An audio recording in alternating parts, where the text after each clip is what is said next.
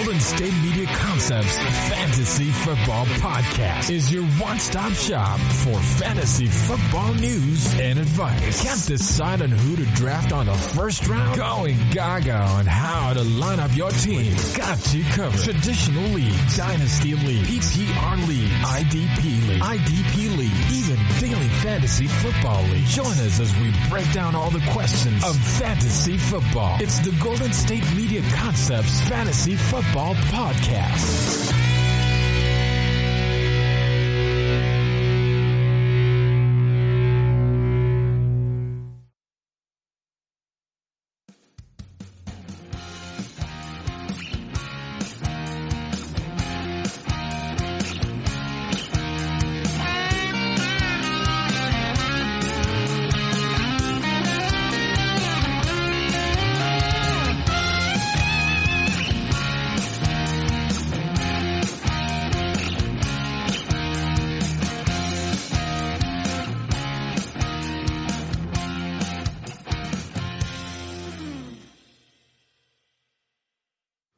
What is up, everybody, and welcome.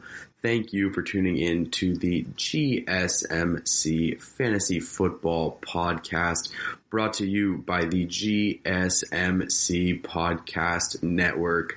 I am your host, Grady Duggan, and we have a wonderful show lined up for you guys today. First off, I just want to apologize. I am the Thursday and Sunday host of this podcast, and some things came up and I couldn't get to a Thursday episode. It's 2020. Life's a little crazy, but I appreciate all you guys for understanding. But now that we are here, let's get into it. We got a lot of awesome things to dive into. Like I said, with 2020 being a little crazy, sports have kind of been on the back burner so far this year. You know, there's a lot of other things that are just a little bit more important than sports.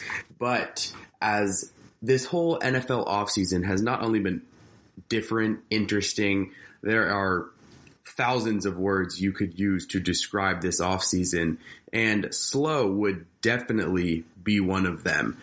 And as you look into the offseason, you know, there's been some signings here and there. There was the draft, but there wasn't a lot of action or news coming out. And this past week or two, give or take, there has been a huge change in that and has been just rolling in with news, good and bad, from all over. So that is primarily what today's show is going to be about. We're going to talk a little bit at the end with some fantasy things, what to look into for drafts, some trends I've seen as I did a couple mock drafts with the league that I usually play in. So that is some things I will talk about, but let's get into the contracts. One of the bigger news items that has been relevant in the past week or two within the NFL is the quarterback contract market. And it's probably a week or two old now, so everyone knows the absolute insane contract Patrick Mahomes just signed with the Kansas City Chiefs. I mean, what was it?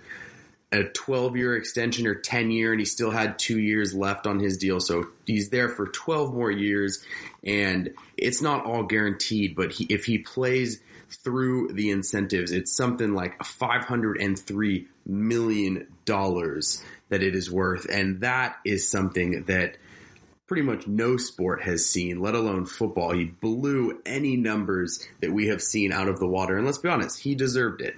Patrick Mahomes, I don't agree with spending that much money on one player, like I've said in previous episodes, but Patrick Mahomes is clear-cut the best quarterback in the NFL. He's extremely young. He's got a lot of time left in this league. I think I said last episode, after this 12-year deal or 12-year extension, he's still like 33 or 34 years old. So it makes sense why the Kansas City Chiefs would ink that deal, but it's just interesting to see and think about the ripple effect that this is going to have on the rest of the league, because it has made quarterback negotiations interesting for the next 5 to 10 years easily, because it's been in the NFL, it's been very common that every new quarterback is the highest paid quarterback that gets every new quarterback contract is the highest paid quarterback ever. Jimmy Garoppolo, 3 or 4 years ago, when he signed that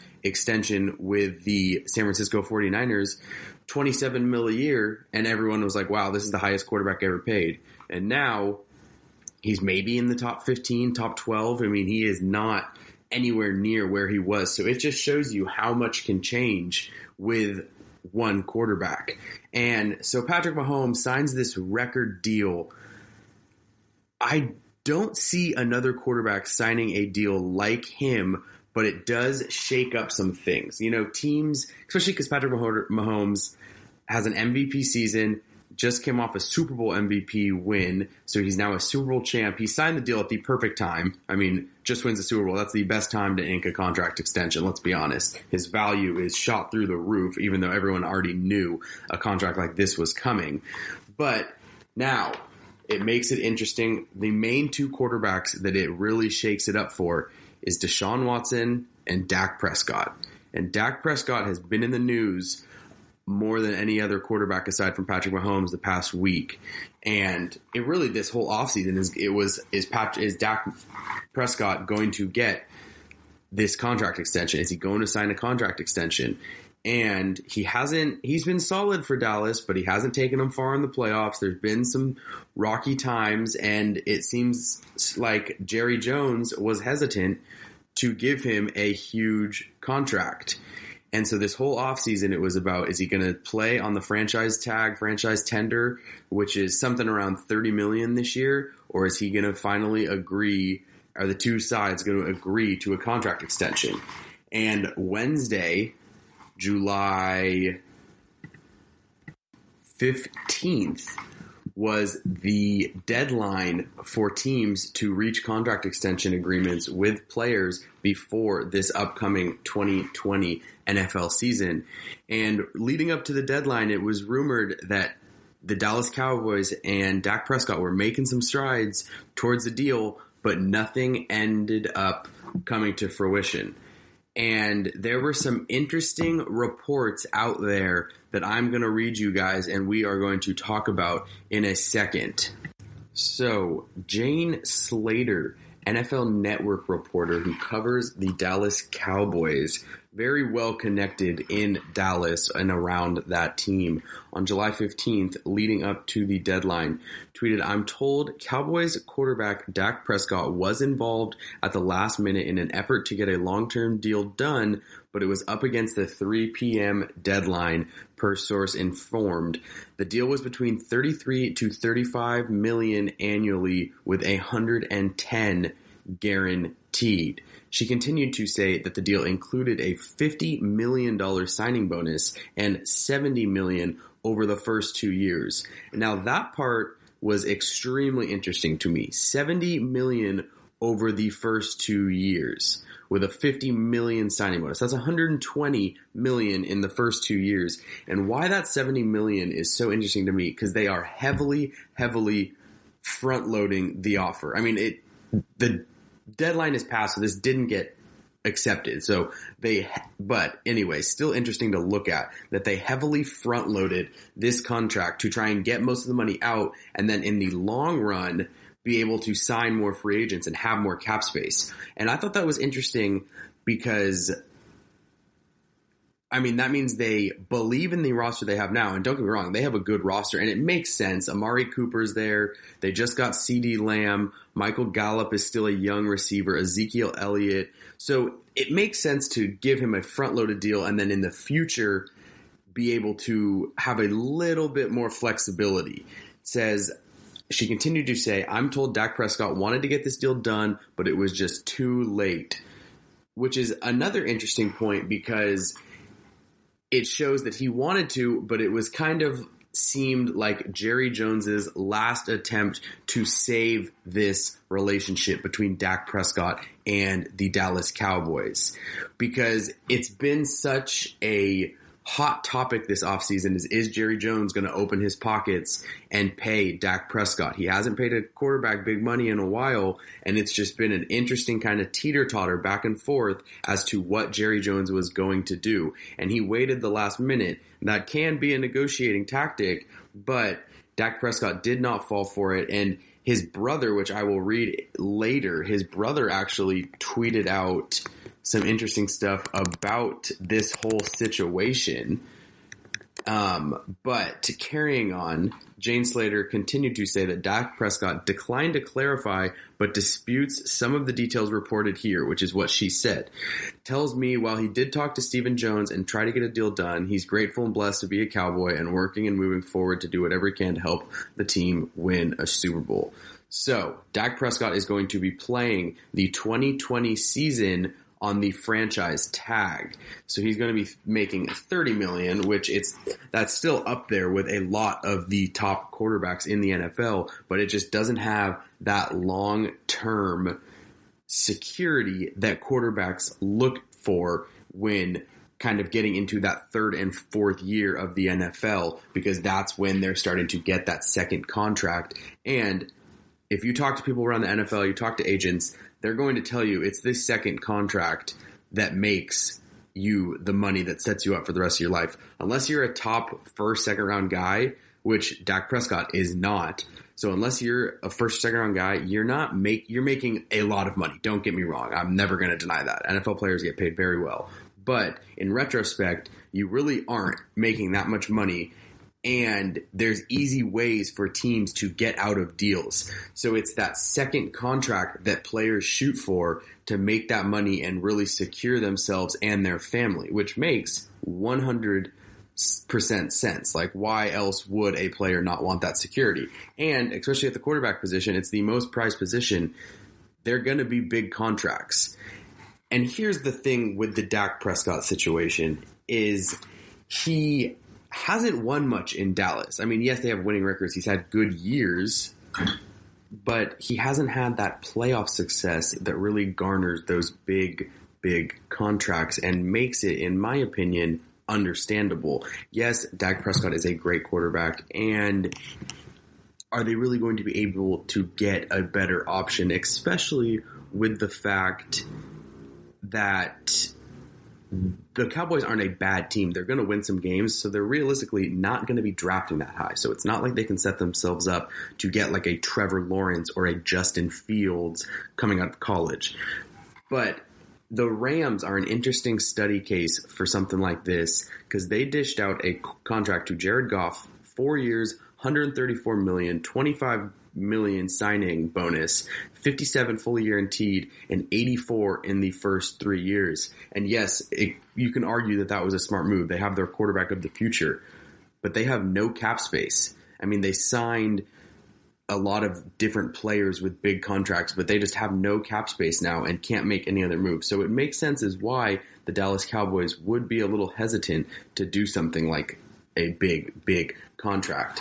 And now if you look into kind of the future of Dak Prescott and the Dallas Cowboys, I think it's a rocky relationship, and it's going to be interesting to see if they can mend the differences and get back to where they were. Tad Prescott, Dak Prescott's brother, tweeted after the deal did not get done, "There is a reason I was never a Dallas Cowboy fan growing up or before they drafted Dak. After today, who knows how much longer I'll be cheering for them." And if that doesn't make you raise your eyebrows as a Cowboy fan, I don't know what will.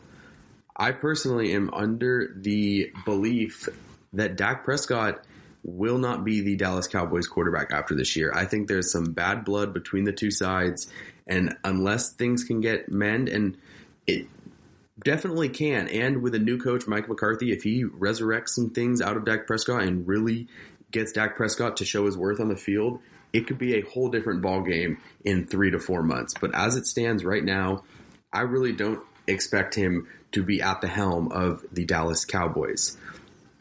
It's weird to think because the past 2 or 3 years, everyone thinks that the Cowboys got their future after Tony Romo, but Jerry Jones is an interesting owner and has gotten that franchise into shaky waters once again.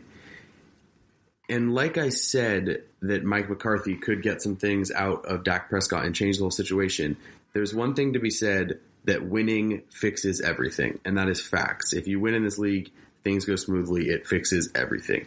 The 49ers are the perfect example. Last year, Matt Miller of Bleacher Report, before the 2019 NFL season, put out a report from inside the Niner building that there was some friction between John Lynch and Kyle Shanahan, and if they didn't win last year or have a winning season, one of those two were probably going to be out, and it was most likely going to be John Lynch.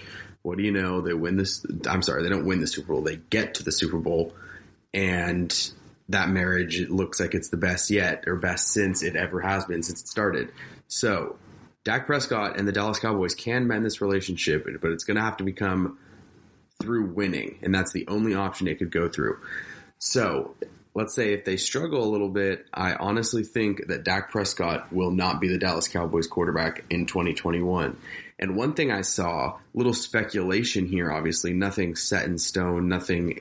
They're all preparing for the 2020 season. None of this is concrete details. But this is a good fit for Dak Prescott. I saw that the Minnesota Vikings could be big players in for Dak Prescott.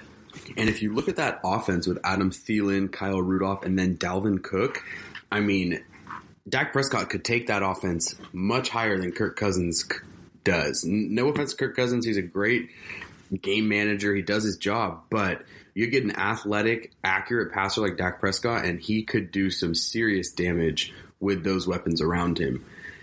Now, enough about Dak Prescott. I mean, obviously the bulk of that part was about him just because he's the one in the media conversation so much the past week or two. So that's what's going on.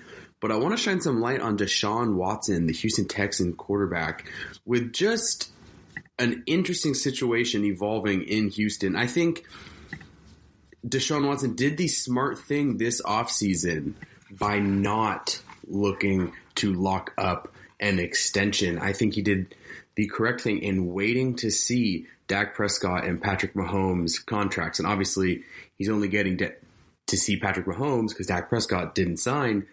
But the Patrick Mahomes deal isn't going to hurt him. Yes, he's not going to get that much money, but it's going to be up there because Deshaun Watson has shown how talented he can be and how talented he is in the NFL. He is a top 10 quarterback in my opinion. And if you put the right team around him, he's going to take you places. I mean, the Texans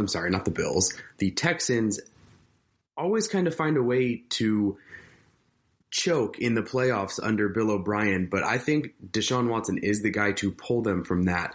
And especially if you look at last year, Carson Wentz signed a 4-year, $128 million extension with the Eagles, and then we just talked about the Jared Goff extension with the Los Angeles Rams. In my eyes, Deshaun Watson is better than both of those quarterbacks, so that is kind of like the floor in his contract negotiations, and I think not signing a contract this offseason and going into the season to play and kind of show his worth, it's going to give him more leverage in the long run with the Texans. It's interesting. There's reports out that they want to sign a short-term extension with Deshaun Watson, which doesn't make too much sense, and it's honestly probably going to only upset your franchise quarterback. So it's just a lot of moving pieces in this negotiation tactics.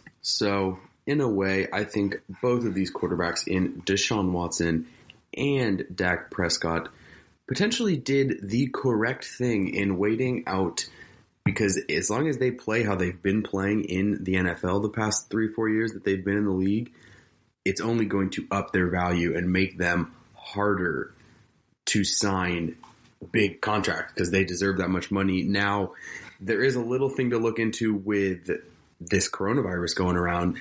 The league revenue is going to be impacted, and it's going to affect the cap space of all these teams and how much cap they get.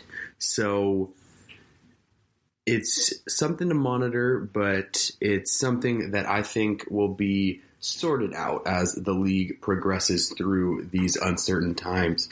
Now, this is a fantasy football podcast, so we're going to end this segment and kind of tie it back into fantasy football because Dak Prescott and DeShaun Watson both, including Patrick Mahomes too, obviously, we talked about him earlier, but those two guys are going to give you fantasy football value because they can get it done with their arm.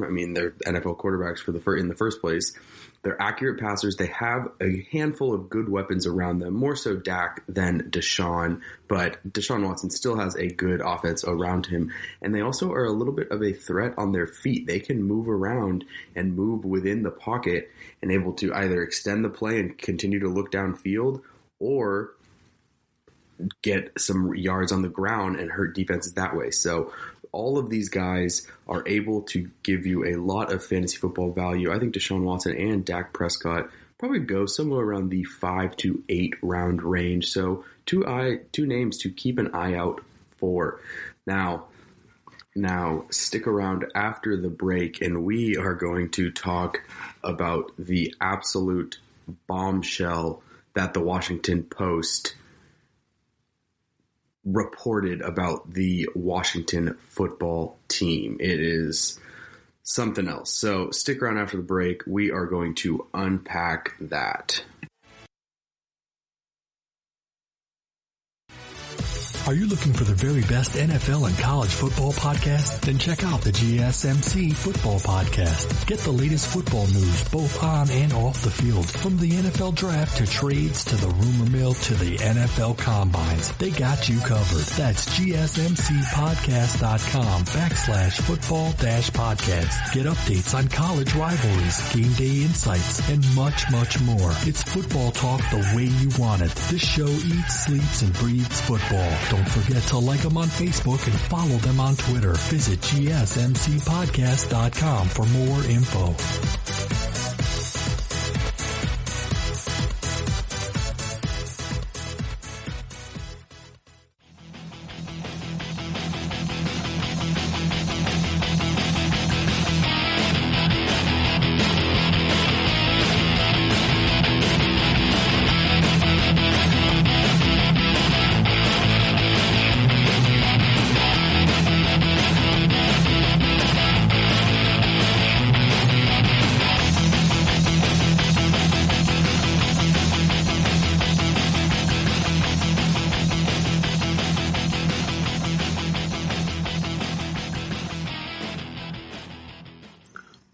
All right. I am back. It might have felt like a long time with those commercials, but don't you worry.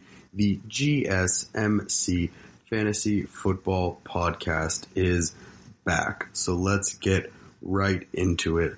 Like I said, we just talked about the quarterback contracts that have been getting shelled out and what it's going to mean for the quarterback market for some of the next top 2 quarterbacks that are going to be looking for those second contracts and those contract extensions in Dak Prescott and DeShaun Watson. So an interesting time to be monitoring the NFL quarterback market. But now let's dive into what really has been the biggest news in the NFL in a while. The Washington Redskins kind of bombshell piece that the Washington Post wrote. And first, 2020 has been an interesting time that has really made people have these hard conversations that they might not be fun, but they are the right conversations to be having, and they need to be had. And you need to realize things are going on in our society. As much as we don't like them and we don't agree with them, it is happening, and it's something that needs to be discussed so we can realize what is wrong and move forward and change what needs to be changed. So let me give you a little rundown for those of you who maybe haven't gotten the chance to read through the Washington Post article. So for those who haven't gotten the chance to read the article, the Washington Post published an article that detailed allegations of ongoing sexual harassment of female employees and interns between 2006 and 2019 for the Washington Redskins. I believe there is something between 15 to 20 females who came out and alleged these sexual harassment during times when Jay Gruden was the head coach, with owner Dan Snyder and President Bruce Allen. And I'm going to be honest, some of these things that are written in this article are not fun to read, not fun to hear about, but unfortunately are all too present for females working in sports, whether it's reporters or employees of teams. I'm not saying it happens everywhere, because I'm sure it doesn't happen everywhere, but it happens, and it's something that, like I've said, it's not fun to talk about or think about because it is absolutely wrong, but these articles and these discussions need to happen so that change can also happen and we can move forward, and it can be the NFL and any sport can be a much more accepting and a better environment for everyone to work in, because that's just the bottom line. No one wants to go to work worrying about things or having these things on their mind. So the article details specific examples of harassment and abuse that include unwelcome overtures or comments of a sexual nature and extortions to wear revealing clothing and flirt with clients to close sales and deals. So I remember reading that there was times they said that they would put cheerleaders or certain female employees in a box with businessmen trying to close them deals and be forced to go flirt with these men so that they can be more enticed to sign a deal with the Washington Redskins. I don't think it was players. I think it was people either doing business with the team or big time season ticket holders, things like that, which either way, no matter who it is, it does not make it any better. It is absolutely terrible. And it also cited a toxic, mood-driven environment, including the longtime voice of the Redskins, Larry Michael, who recently announced his retirement earlier this week, former director of pro personnel Alex Santos, and the assistant director of pro personnel Richard Mann, who were reportedly fired after the club was contacted for comment this past week. The club has not made any official announcement to my knowledge at this point, and those two men who were in the football operations side are both fired, and the announcer who retired, it makes you wonder if it was really a retirement or he knew something like this was coming out, and if he had been there for a long time, the team probably just said, hey, instead of this coming out, just retire. But either way, it does not make it any better, and it is absolutely unacceptable that these men were employed with the team this long, when it sounds like Dan Snyder was completely aware of what was going on, if not a part of it. And to be honest, Dan Snyder has for a long time been one of the least likable owners in the entire NFL, and he's practically drove that franchise into the ground. I mean, the Redskins haven't been good, aside from that 1 year they had with RG3, haven't been good in a while. Free agents don't want to go there. It's not a desirable place to play. So this, on top of everything going on with the name changing, it's just a interesting time to watch and see, can the NFL really force their hand and try and force Dan Snyder to sell the team? Because he is the owner, he controls that franchise. But what is there that the NFL can do, if anything at all? So it's an interesting situation to continue to monitor. This article was over 4,500 words, and it has statements from 15 former employees, and 14 of them spoke on the condition of being anonymous and citing a fear of litigation, as some signed NDAs during all of this with the team that was threatening legal retribution if they spoke negatively about the club. So just reading that right there, this sounds like this franchise is run as an absolute dictatorship, practically, And I mean, who wants to sign an NDA when they go to work? That for certain things, that is completely understandable. But for something like this is absolutely terrible. And it just shows kind of the type of operation Dan Snyder and Bruce Allen are running within the Washington Redskins organization. The lone woman who came out and spoke and released her name is Emily Applegate. And one of the more interesting quotes that I read said, "It was the most miserable experience of my life." Applegate, now 31, said of her year working as a marketing coordinator for the Washington Redskins, which she left in 2015, in quote, "And we all tolerated it because we knew if we complained and they reminded us of this, there were 1,000 people out there who would take our job in a heartbeat," which is just terrifying for anyone to hear in the workplace. And the thing is I get where she's coming from, that working for an NFL team is a very desirable position. It's a fun job. You get to work for a professional sports team. Yeah, there's a lot of people out there, but to have to go to work in a toxic environment and be threatened with that threat week in and week out just because the Washington Redskins want to keep what is going on in-house is absolutely terrible. There's no excuse for that.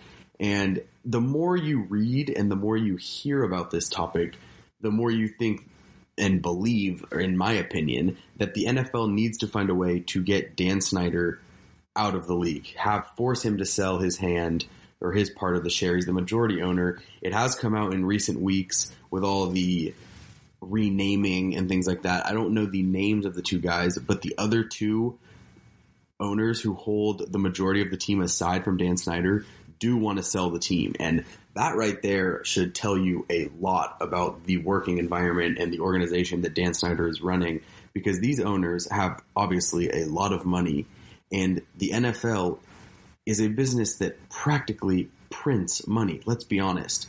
Professional football is the most popular sport in America, and these organizations make billions of dollars. So it's not hard for them to be making money. These owners are wanting out of a business that they are without a doubt profiting off of. So, and a great amount of profit, I'd imagine. So it's just something interesting to kind of think about when you're looking at Dan Snyder and how he's running this organization and how people around him are starting to come out and talk about this organization. So there's just a whole thing going on that is so interesting to hear about. I don't know if interesting is the right word. It's frightening. One other aspect that the article brought up was that no woman did accuse Snyder or Bruce Allen of any inappropriate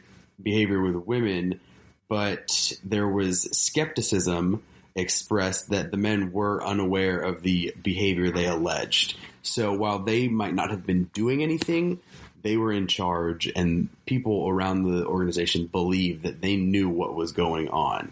I mean, a quote that someone said was, "I would assume Bruce Allen knew because he sat 30 feet away from me and saw me sobbing at my desk several times every week from Applegate." I mean, there's no way that these owners don't know what is going on under their roof and in their own business, especially if girls are told to go flirt with potential business partners. Where do you think that's coming from? The top. I do want to correct myself from earlier.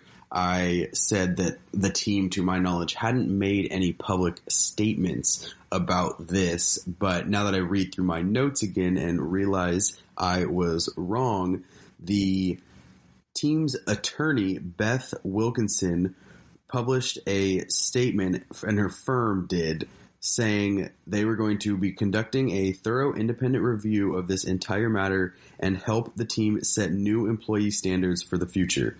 She also said that the Washington Redskins football team takes issues of employee conduct seriously. While we do not speak to specific employee situations publicly, when new allegations of conduct are brought forward, they are contrary to the policies of the team, we address them promptly. So they actually have address this, and that I'm about to get into, one of the positive things, the only positive things that the Redskins, or the Washington football team, have going for them is that Dan Snyder made a good decision in hiring their new head coach, Ron Rivera. Now, Ron Rivera was a very successful head coach for the Carolina Panthers. He took them to a Super Bowl, had multiple playoff appearances. Honestly, he's one of the better coaches in the NFL. And he had great success in Carolina. They just kind of had hit a null. The Panthers hadn't been producing as well as they had been. They had some 8-8 seasons where they just missed the playoffs, one too many. And I think, in my opinion, it was just kind of it was time to move on, to start a different chapter for the Panthers. So they got rid of Ron Rivera. He's up in Washington now, and he is, if anyone watched Hard Knocks with the Panthers, he is just a good guy. He knows how to run an organization. He's a good coach. Washington could be a good team in a couple of years because of Ron Rivera. And he declined to completely comment on the situation, but the one thing he did add was, we're trying to create a new culture. We're hoping to get people to understand that they need to judge us on where we are and where we're going, as opposed to where we've been. And as much as that statement could be taken into different aspects, that's a statement I respect from Ron Rivera, because he wasn't here, and it doesn't make it any better. It should have never happened, but he was not there, so he doesn't know exactly what was going on. But another thing I did say he said was he was brought in to change the culture, which is true. He was brought in to have a completely culture change, because that's what needed to happen in Washington, and he's the guy to do it. He's a firm family man, and I believe that he will change this culture in Washington, thankfully, because the NFL doesn't need any of those things, any of these bad, toxic environments around their organization. So Ron Rivera, I think, will do the right thing throughout this whole process and help change what is going on in Washington. And going back to what was said in the article, most of it was very, very ugly and things that no one should have to go through at a workplace. One positive on top of the Ron Rivera hiring was that Executive Vice President of Football Operations Eric Schaefer was said to at one point go up to Mrs. Applegate and talk to her about a confrontation with another employee, and he said that he would be her witness if she wanted to take this up and deal with something seriously. So Applegate eventually declined, but because of didn't want to make an issue with the other employee. But in the article, it did say she regards Schaefer as one of the few male team executives who treated her well and actually showed respect for the women that were working for the Washington Redskins. Though there was some outrage regarding the fact that he didn't file a claim himself. So, there is just a lot of malpractices that happened within this Washington organization within the past 10 to 15 years. I mean, these were dating back to, I think I said earlier, was it 2006 or 2009? If I could look at my notes again, 2006. So this has been going on for over a decade, which is just absolutely insane. It is hard to comprehend that something to this magnitude can go on for this long. It's absolutely terrible. The NFL needs to step up and step in and make a statement regarding this matter and really put their foot down, because that is not something that can be happening in the NFL or any sports. And I can't believe that that people like myself have to, on a podcast, have to even voice their concern for something like this, because it should just be the rite of passage. And it's terrible that it takes things like these to come out for change to happen. But at least, hopefully, change is on the horizon for not just, yes, the Washington Redskins, but hopefully just women in sports in general. If you talk to reporters or people who work for teams, you were seeing all over Twitter yesterday that they were just like, yeah, things like this, in a way, can be normal in the sports world for women. And that's something that needs to change and needs to be fixed. And hopefully it starts here. So that was not fun to talk about, but it's something that needs to be talked about because it's something in our society that needs to change, and there's no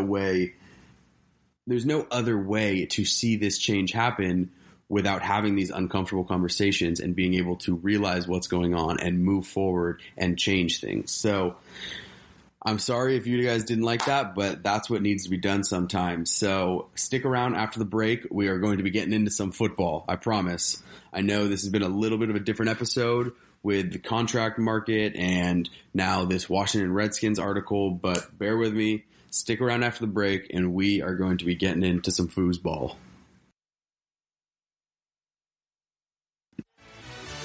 Check out the show that's built on the MMA. From the UFC to extreme cage fighting, they got the fights covered. Check out the GSMC MMA podcast. Get the latest news on past or upcoming fights. Join us as we talk to and about some of the biggest names in the MMA, past, present, and future. When it's the fight game, there's just one show to check out. GSMCpodcast.com/MMA-podcast. Don't forget to like them on Facebook and follow them on Twitter. Visit GSMCpodcast.com for more info.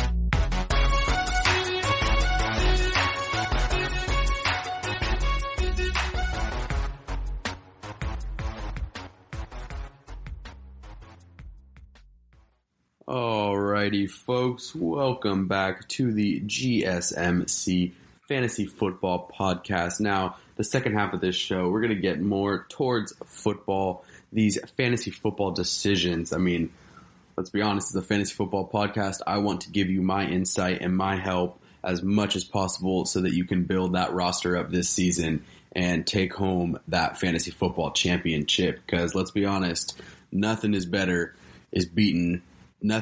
than beating 10 to maybe 12 of your friends and having bragging rights, maybe a little extra cash for the rest of the off season and going into the fantasy football year the following year. So this segment, I am going to be talking about some offenses to look towards where they could have a few different playmakers over the course of a season, and I'm going to try and keep some of the obvious ones out. I mean, I know in prior episodes I've been very high on the San Francisco 49ers, and rightfully so. Kyle Shanahan has the best offensive, the Niners have the best offensive play caller and really just offensive mind in head coach Kyle Shanahan.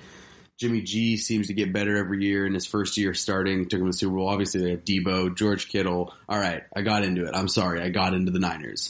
But we'll get them out of the way. That's the obvious ones. Brandon Ayuk's another name to watch for on that list. But we'll get into, maybe I'll try and make this some teams that you wouldn't exactly think of, but they actually do have some great fantasy football value. Aside from maybe just every team has that one guy who can produce, But one team I want to look at is the Las Vegas Raiders. First year moving to Las Vegas, the Raiders have a chance to really take a step in the John Gruden era and be able to really take that next leap in building a formidable AFC West opponent for the Kansas City Chiefs, because they're not going anywhere, let's be honest. But the reason I want to talk about the Las Vegas Raiders is this is a very run-heavy offense. John Gruden loves to pound the ball. He's an old-style coach. And yes, it's run-heavy, but that does not mean they're going to pass, because his offense is built upon establishing the run. That might be a better way to put it. They like to establish the run, pound the run, and then get you with the play action pass and over the top. And they have just the guys for that. So Josh Jacobs, obvious, probably a first rounder in most fantasy football drafts. He's going to be carrying the ball at least 20 times a game. He's one of the few running backs in this league that are really the definition of 3-down backs. So you're going to get some value right there in Josh Jacobs. He's going to be a pounder. And I mean, last year, if he didn't get hurt the last 3 or 4 games, he probably would have been the rookie of the year. But since he got hurt, Kyler Murray took that. And he still had a very solid argument for rookie of the year, aside from missing those 3 or 4 games. But another thing to take into consideration, people might be like, oh, well, what about his injury passing? If he got hurt, he played through his shoulder injury for a lot of the games, and he still wanted to play. It was the Raiders were kind of out of contention. They weren't in the heat, the mix, and they were like, it's not worth it. And I remember him being like, no, let me play. And they did not let him. And he eventually, I think he might have had shoulder surgery. I'm not too sure about that. But either way, Josh Jacobs should be a top 5 to 7 running back in this league, if not higher. So expect that. And the main 2 other guys I want to talk about in this offense is Henry Ruggs, the rookie receiver out of Alabama, their first round pick this year. This guy has speed that can just take the top off of a defense. He is a very, very crisp route runner. If you turn on the film, he can make cuts like it's his job, and it officially is now as a wide receiver in the NFL, but makes cuts like no one else. He really reminds me of a tall, big, bulky receiver like Julio Jones, and there's obviously the Alabama comparison there too. So I think Henry Ruggs has a real chance to be rookie of the year. Him and Brandon Ayuk are my 2 front runners for that reward for the NFL. So Henry Ruggs is a huge name to look out for when looking at fantasy football. And the next name that is really a top 7 guy at his position is Darren Waller, the Raiders tight end. John Gruden loves to get the ball to his tight end. Waller is a great 3rd down guy, very dependable tight end, and a huge red zone threat. They found him a lot in the red zone, and that was his kind of breakout year. I only expect him to get more comfortable with the speed of things in the NFL and the changing over things of just how you kind of get used to things and you get used to playing at such a high level, and I think he is going to just take off. I mean, aside from George Kittle and Travis Kelce, and now there's Gronkowski. If he comes back anywhere near where he was, he's right up there in the top 3. But if take Gronkowski out of the mix, there is a great argument to put Darren Waller as the 3rd best tight end in the league. Zach Ertz is up there, but Darren Waller is a force to be reckoned with. Let's just keep it at that. And so that is my kind of roundup of the Oakland Raiders, the Las Vegas Raiders. I'm a Bay Area guy, so that's going to take some getting used to. It's very interesting to me that they left Oakland when they had such a loyal fan base in Oakland. But the Las Vegas Raiders, that is my 3 guys: Josh Jacobs, Henry Ruggs, Darren Waller. I don't think Derek Carr is really worth too much in fantasy football. I think you can get better. He's a guy who, if you take him as a late round, if you want to carry a second quarterback, he's not terrible to have. There's going to be some weeks he puts up a lot of numbers, but I don't know if we're going to see him at that form he was in 2015 or 2016 when Jack Del Rio took him to the AFC Championship game, and he unfortunately got hurt, so they didn't have him in the playoffs. But I don't know if we're going to see that Derek Carr.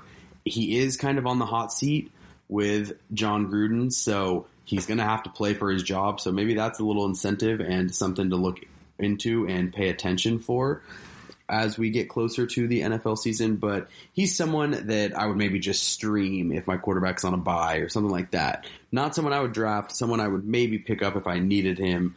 But Darren Waller, Henry Ruggs, and Josh Jacobs, 3 offensive weapons to really use. They also have Tyrell Williams, wide receiver, who is a very dependable, just PPR machine. He gets those. He's a reception machine. So in PPR leagues, he is very valuable. So that is my kind of roundup on the Las Vegas Raiders. Now, moving forward, we're going to talk about the Tampa Bay Buccaneers and kind of, they have a very confusing offense to maneuver this year in fantasy football.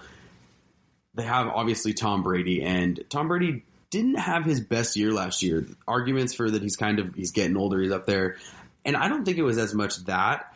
I think it was more of just their offense. He didn't have weapons around him. Their offense was not good, plain and simple. That defense carried the team in New England. So now he goes over to a team with a young and improving defense and a very good offense. I'm not sure how their offensive line exactly is. I know they drafted an offensive lineman in the first round, so they've made it a priority to address protecting Tom Brady. And then you have Cameron Howard, Rob Gronkowski, Mike Evans, Chris Godwin.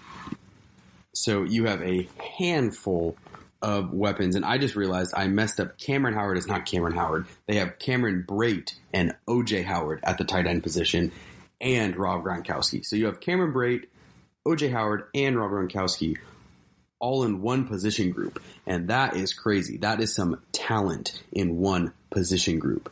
So as you look at the Buccaneers offense, they have Ronald Jones at running back, who I think, I talked about him in a previous episode, really could take a big step now that he has so many weapons around him, and teams aren't going to be able to just stack the box and stop Ronald Jones. There is a lot to protect and try and take care of as a defense going against the Tampa Bay Buccaneers this year. So I kind of want to talk about who to draft in this offense, because who is going to be getting the receptions? Who's like Tom Brady's a guy who passes the ball all around his offense. He doesn't pick one receiver and kind of harp on him the whole season or the whole game. He'll share the love. So it's going to be hard to kind of decipher who's worth the picks and where in this Tampa Bay Buccaneers offense. So in my personal opinion, I know most people are going to disagree with this. I would put Chris Godwin ahead of Mike Evans. Not very far, but I think Mike Evans is he's a number one receiver in this league. Kind of a possession guy. And Chris Godwin is a shifty receiver. And I like them both, but I would put Chris Godwin a little ahead of them, or ahead of Mike Evans and any of the other Tampa Bay Buccaneers receivers. And as we go to the tight end position, now, this is an interesting one because O.J. Howard, people thought he was going to be a beast. He was a first-round draft pick, and Cameron Brate has showed up in Tampa Bay, and really he took over that number one tight end spot and was very successful at the tight end position. He had a good year last year. So I expect them, and now that you throw Rob Gronkowski into the mix, O.J. Howard is kind of that odd man out. People thought they were going to trade him, but they haven't done anything yet. So if you look at that tight end position group, I would rank O.J. Howard the third. That's the one I would kind of try and avoid. And now looking at Cameron Brate and Rob Gronkowski, I'm big on two tight end offenses. I think that is huge. So I think they both have fantasy football value. And I would put Cameron Brate a little ahead of Gronkowski only because you don't know how Gronkowski is going to come back. If he comes out of retirement, he didn't play for a year, and if he comes out and is anywhere near what he was in New England, he is automatically a top 3 tight end in the league, and he's above anyone in this tight end position group. So that you cannot argue with. If he is anywhere near what he was, the Tampa Bay Buccaneers are going to be a scary, scary offense with everything they have, including Tom Brady. I mean, that is just not even fair. And it's going to be interesting to see where Rob Gronkowski is valued in fantasy football drafts. There's going to be some where he's drafted a lot higher than others. Some he will be a top pick, but others are going to sit back and wait and kind of see where he's going, which it's going to be interesting to see. But on top of all this, you have a very productive quarterback in Tom Brady. I think he's going to have a big jump in fantasy numbers. Bruce Arians runs a pass-first offense, knows how to get his receivers open. He likes to throw deep. Tom Brady's doesn't have a great deep ball, but a very accurate thrower. So he's going to be able to connect with Mike Evans and Chris Godwin and some of these tight ends on great throws. So all around, in my opinion, I would buy on the Tampa Bay Buccaneers offense for fantasy football coming into this season. And that's a team I'm really excited to watch. They don't play in an easy division. They got to face Drew Brees twice a year. I think the Carolina Panthers will be a lot better with Matt Rule and Teddy Bridgewater. I think Teddy Bridgewater is just a winner. I think he knows how to win, knows how to run a team or run an offense. So it's a tough division for the Tampa Bay Buccaneers, but all in all, I would buy on the Bucs. So we're going to move into my third and final team that I am high on, and third and final offense I am high on going into this 2020 NFL season is, drumroll please, very exciting here, the Buffalo Bills. Now, this is a team that wouldn't relish up a lot of fantasy football attention for a long time, but Doug McDermott has this franchise going in the right direction. Josh Allen is, I think, a great quarterback and a awesome fantasy football quarterback, which we will get into here. But it's their offense as a whole that has really improved, and I think they have a handful of guys who could really make differences on your fantasy football team. So the reason I'm high on Josh Allen is, one, he's got one of the biggest arms in the NFL. A guy can throw it like 80 or 90 yards. He's 6'6", 6'7", strong as hell, and really can get that ball down the field. So high on Josh Allen. He also gives you a little threat on his feet. I've talked about this Buffalo Bills offense before, and that is one thing I've talked about, is how you wouldn't expect it, but he can move around the pocket and he can scramble for some yards. I had him last year and he got a handful of rushing touchdowns. So just an all-around great fantasy football quarterback that there's a lot of quarterbacks that go before him. You can pick him up later in the draft and it'll work out well for you a lot of the time. So as we get more into their offense, Devin Singletary was Frank Gore's backup last year, but they really complimented him well, and he was kind of the second or third down scat back. A lot of stuff out of the backfield in the passing game. So if you are playing in a points per reception league, Devin Singletary is a great guy to have. Maybe might not be like a top 5 to 10 running back drafted, so you could get him later in the draft, put him as your running back 2 or even a flex position, and he's going to he has very high upside. I think his floor is a high running back 3, if not higher now, especially now that Frank Gore's gone and he's that main guy. They got Zach Moss to kind of go in where Devin Singletary was last year. Now Devin Singletary's taken over the bulk of his carries, or bulk of the carries. So Zach Moss is another one to keep an eye on. I wouldn't draft him. That's more of a streamer type guy. Maybe if you have a bye, so you need to put him in there. But Devin Singletary, I am high on. That's a guy who has a lot of upside going into the 2020 NFL season. And now as we get over to their passing game, there's a lot of names to unpack here. And the obvious one is their, I would say, first-round draft pick, because they traded their first-round draft pick to get Stephon Diggs from the Minnesota Vikings. And he immediately goes in there as the number one guy. Great deep threat, has really good hands, and I think is going to be Josh Allen's best friend this year. I mean, there is a lot of reason to be excited to watch Josh Allen throw to Stephon Diggs.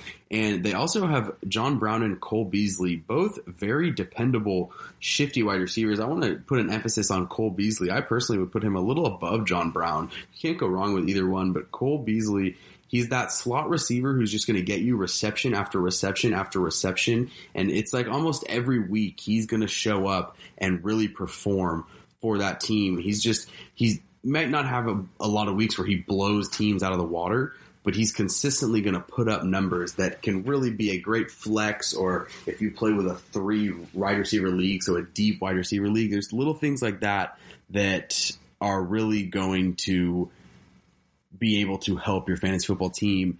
And then the next guy and final guy for this Buffalo Bills offense is their tight end, Dawson Knox. He is I think a second-round guy. Yeah, second-round guy out of Ole Miss, and had a really nice rookie season. Almost 500 yards, 2 touchdowns, and now he really gets to kind of take that leap. He came on hard at the end of the year and really played well for the Buffalo Bills. So Dawson Knox is one to take a flyer on late into the draft maybe. I know I've talked about trying to have two productive tight ends can be really nice for a fantasy football team. It's just kind of a consistent security blanket for your fantasy team. So I wouldn't take him as my first tight end, but if you can pick him up in maybe a 10 to 13 round and then be able to have him in your flex on top of having one of the higher regarded NFL tight ends, I mean, your offense is going to be great. So the Buffalo Bills are another team that I am high on as we move closer. And boy, do we move closer. I think rookies are reporting on the 21st. And then a week after that is the rest of the players. So we are here, ladies and gentlemen. We are at football season just about.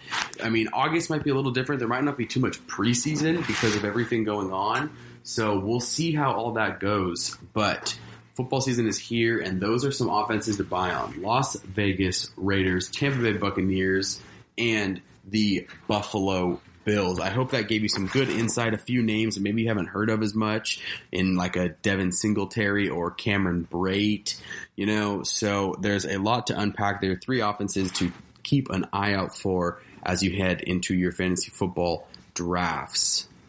So stick around after the break. We are going to be getting into some maybe higher names, very flashy names in the receiver position that I would kind of steer away from. So, check out the show built around the women of MMA. From the UFC to the extreme cage fighting, we got the fights covered. Listen, it's the Golden State Media Concepts Women's MMA Podcast. The latest news of upcoming fights, discussions of previous matches. Join us as we talk to and about the biggest names in women's mixed martial arts, past, present, and future. When it's the women's fight game, you know where to listen to the Golden State Media Concepts Women's MMA Podcast.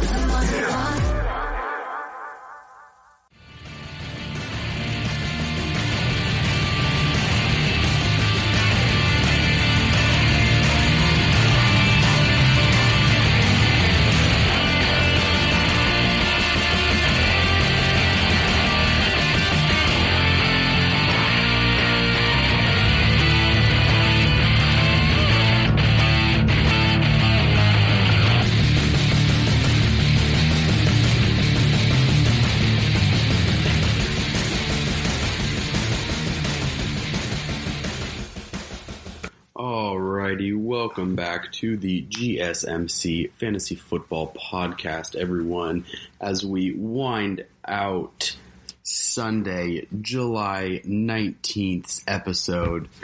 We are going to be talking about some receivers that are very good receivers in the NFL. Don't get me wrong. I'm not saying that these are guys you shouldn't draft, because these are guys that are going to be productive. There is no doubt about it.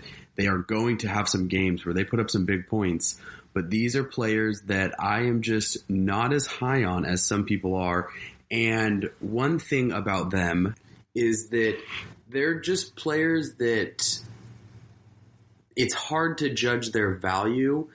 And I think that they can be streaky at times and not super consistent. And I'm not saying if I don't have anyone else in the 8th or 9th round and they're there, I'm not going to pick them, but they're just people that I don't look to draft super high. There's some certain aspects about this season coming up that I'm just not as high on them. So let's get into it. And the first one might surprise you some because he's been successful everywhere he goes. And I've even had him on my fantasy football teams before, and he was very good for me. But going into this season, I am a little less, just not too big on Cleveland Browns receiver Jarvis Landry. And he's the number 2 receiver behind Odell Beckham Jr. And that's one thing, is that he's behind Odell Beckham Jr. and he is going to take up a bulk of their receptions. And I think Odell Beckham Jr. didn't have too great of a season last year, and he's determined to kind of turn things around after his first year in Cleveland was a bit of a disappointment.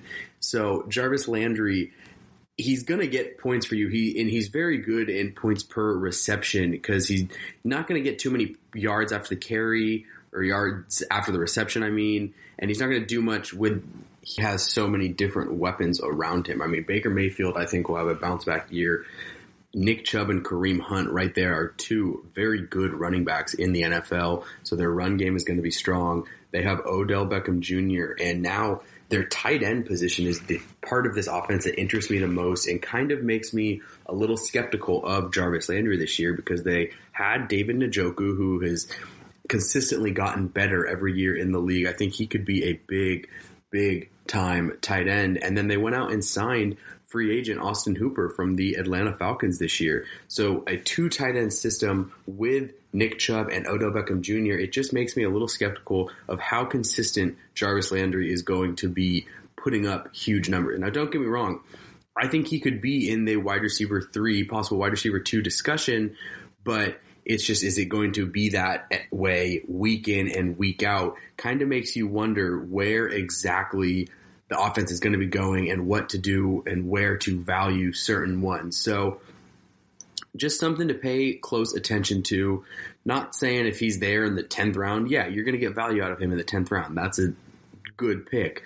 But later on or earlier on in the draft, he's not someone that I would look to as a solid, bona fide number 2 receiver personally.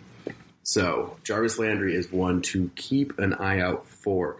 And now, as we move forward, I'm going to be talking about a Seattle Seahawks receiver, and that's Tyler Lockett. Some people get really high on Tyler Lockett, and I have never understood the hype. He's a good receiver. There's absolutely no arguing that. I mean, he had over 1,000 yards last year, so he's productive. But I just don't see that holding up. They signed Philip Dorsett, so that's another threat to add to the passing game. DK Metcalf is only getting better. He had a very solid rookie season last year, putting up just about 900 yards. So I think he's going to take that next step to be the number 1 receiver in this offense in Seattle.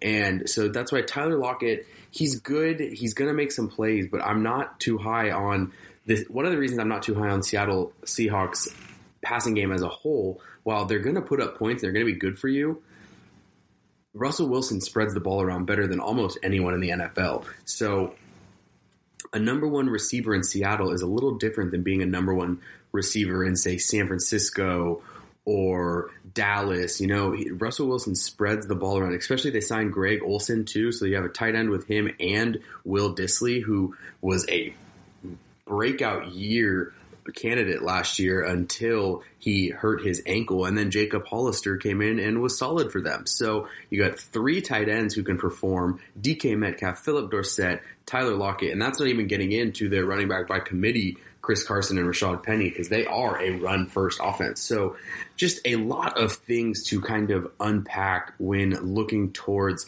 the Seattle Seahawks offense. And while there's going to be players who can produce for you every week and they're going to be good, it's just not an offense I would buy high on personally. Some might disagree, because Russell Wilson is going to be a top 5 quarterback in this league. He's going to put up offensive numbers. He's going to spread the ball around to these guys. And Russell Wilson's kind of like the outlier in my eyes of this offense, just because he is so good at what he does.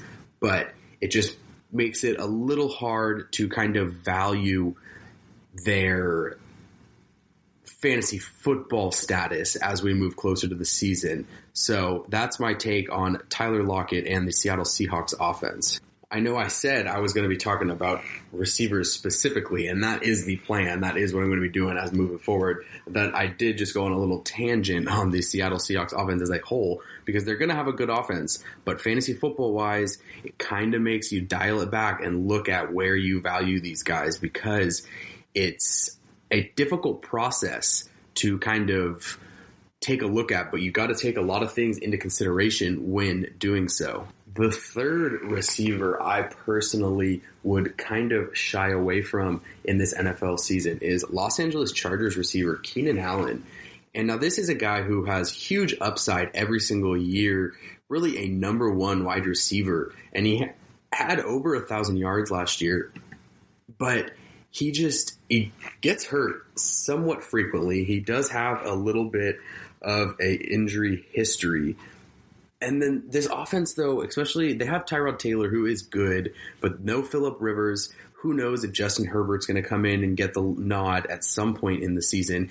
There's just a lot of question marks about this offense, and Keenan Allen isn't as reliable as some other receivers you could be getting in the 3rd to 4th round, which I think is where Keenan Allen will usually go. I mean, he is the number 1 guy in this offense, so it's not like he's going to go late. It's not like you're going to see him in the 7th or 8th round because he is the number 1 guy. People see him as like a top 10 receiver in the NFL, but he's someone I am a little careful on for fantasy football. They have Mike Williams, too, in the pass game, who really had his best year of his career last year after battling some injuries. So that's another threat to really come in and take that number 1 position, possibly for Tyrod Taylor and this offense. Hunter Henry is a very solid tight end. So it's just Keenan Allen. I don't know if he's going to get the receptions or the looks that he usually did just because of how many offensive weapons are on this team, but also just a lot of question marks around the offense as a whole. I'm not sure the Chargers are going to be very productive this coming season. So it's kind of one I would not buy on the Chargers offense as a whole. I would do what I can to avoid everyone except for Austin Eckler, to be quite frank. So that's one to kind of keep an eye on and pay close attention to as we move closer, as I've said, with a lot of these offenses. And like I earlier talked about, it's not like I wouldn't draft these guys or I'm saying, hey, completely avoid them, do not take these guys. It's just people that you need to know what you're getting when you are drafting them for your fantasy football team. You need to realize the possibilities of what could go right, but also what could go wrong. You kind of got to take that risk management and see where you're putting it at different positions in your fantasy football team, because too many risks can really come back and bite you. So it's just a careful thing to monitor as you go into your fantasy football draft. So as we're moving forward in the segment of kind of receivers to do your homework on, we'll say that, just receivers to do your homework on. The 4th receiver I want to touch base on is Larry Fitzgerald. And this is an interesting one for me because I'm higher on Larry Fitzgerald than I am about any of these other receivers I have talked about. And it's not that I want to say completely avoid, because don't avoid Larry Fitzgerald. It's Larry Fitzgerald, for crying out loud. I mean, he's a top receiver, one of the best receivers to ever do it. But the thing with this, and there's pros and cons to this whole entire offense as a whole, Kyler Murray is an emerging star in this league, I think, and every person in this offense has a chance to do well fantasy football-wise.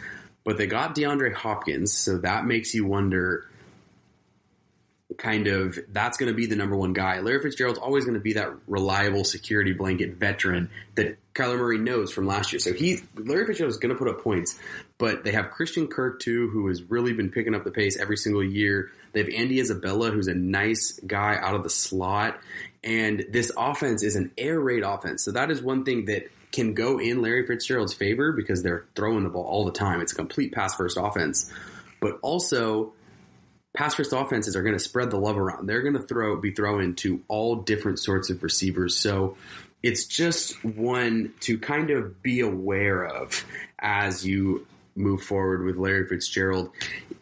I wouldn't take him in the first 7-8 rounds. I would wait for him to get him later if you can, if that's who you really want. But it's just someone that you need to kind of realize there's going to be a lot of other opportunities for his teammates. So, and I think that team's going to be better this year. So it's just something to unpack, kind of pay your close attention to. And now, as we move closer to the end of this episode of the GSMC Fantasy Football Podcast, we're going to look at the 5th and final receiver that I would avoid or kind of just do your homework on as you get closer to the season. And that is A.J. Brown and Corey Davis of the Tennessee Titans. Now, A.J. Brown came in and had a fantastic rookie season, over 1,000 yards, 8 touchdowns. So he's a productive receiver, but Ryan Tannehill had a good second half. I'm just not sold you can trust him for a full 16, 17 game season and then into playoffs. Especially at the end of the year, if they're playing for the playoffs or to get into the playoffs, Derrick Henry is going to be the heart and soul of that team. They're going to need their receivers to perform, but Derrick Henry is going to be the guy that they are surrounding their offense around, and I just don't know how much value you are going to be getting out of A.J. Brown and Corey Davis. Corey Davis especially. I think A.J. Brown is going to be a little bit bigger of a threat than Corey Davis. A.J. Brown has real potential to be a great receiver in this league, so it's more so Corey Davis, who at one point was a very highly touted top 5 pick, so out of Western Michigan, kind of a speed guy that hasn't quite formed into what they thought he was going to.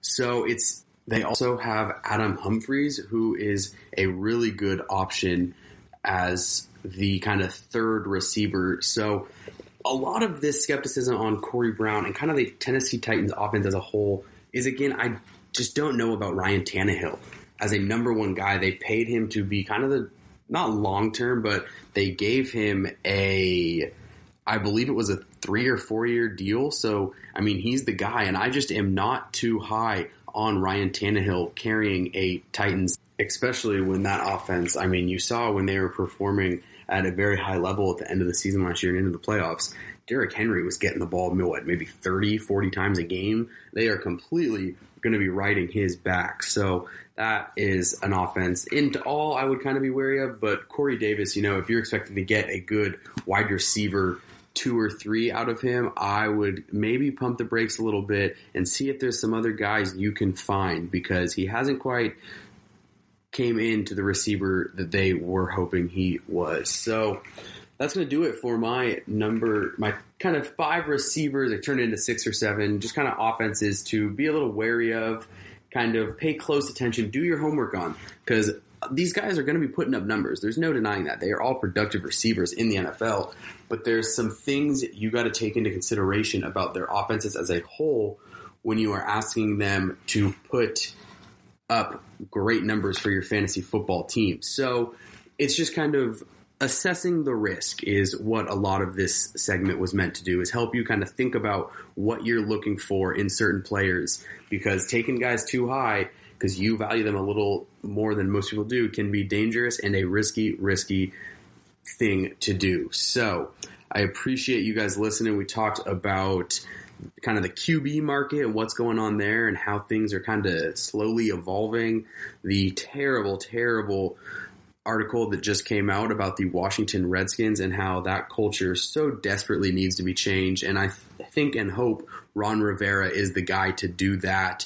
We talked about some offenses to look for, some kind of not secret because they're going to be good players, but some players that might not be the huge names that are really going to be able to produce for you in this fantasy football season. So then we finished it up with 5 to maybe 6 or 7 receivers that maybe, just like I've been saying, do your homework on. Not that they're going to be bad, not that they're going to be some top 5 performer, but just be a little careful on to know what you're getting. So thank you guys so much for listening to the GSMC Fantasy Football Podcast, brought to you by the one and only GSMC Podcast Network. If you have the moment, I would really ask that you please remember to subscribe to the show and write a nice review. That helps us a lot as we are moving forward. So if you're on social media as well, give us a follow. We're on Facebook, Twitter, and Instagram.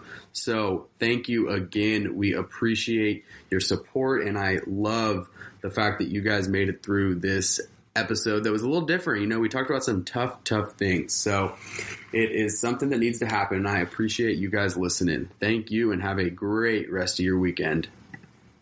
You've been listening to the Golden State Media Concepts Fantasy Football Podcast, part of the Golden State Media Concepts Podcast Network.